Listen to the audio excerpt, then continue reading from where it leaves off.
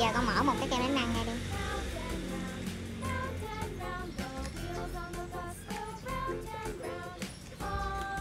Con dặn ra.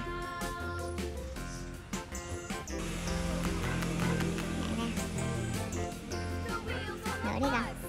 Nữa đi. Rồi, được rồi. Được rồi. Rồi. Bây giờ Suri múc một xíu muối.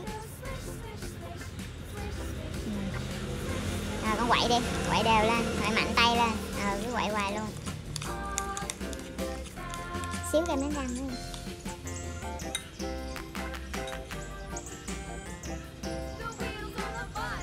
Rồi được rồi con. Xíu muối nữa. Rồi quậy hoài luôn.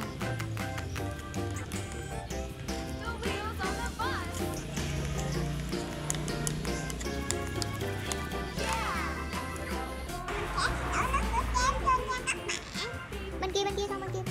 Rồi, cái nồi bự á. Xíu nữa.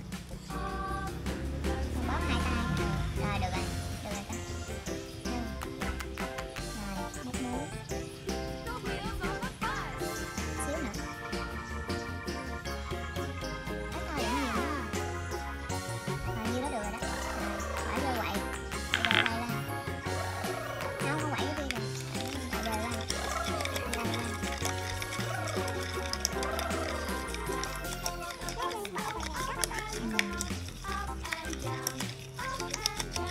Con bỏ miếng kem đánh răng vô đi.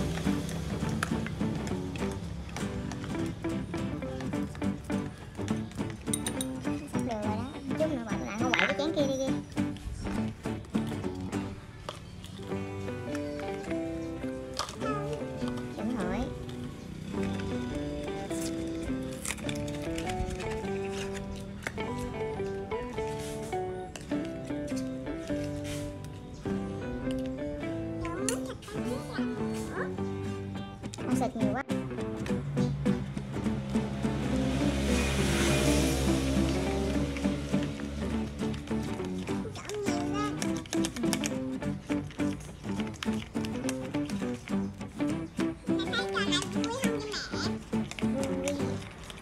Chơi với con gái mà sao không vui được.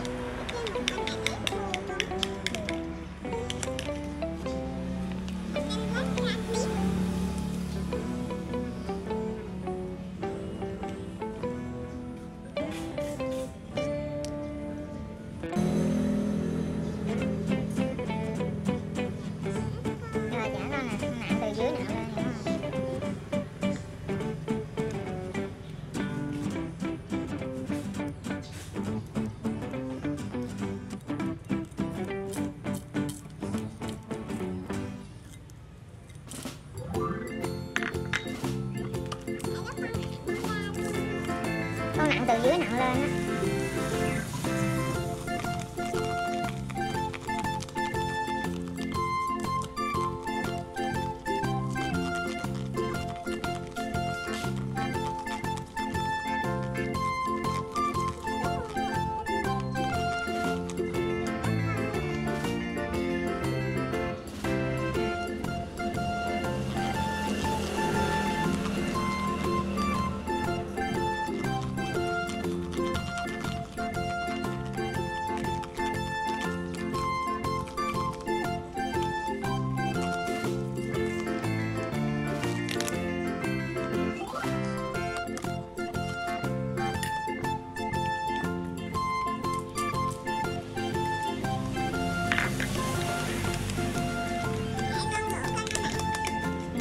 Chưa mà con phải bỏ tủ lạnh nữa.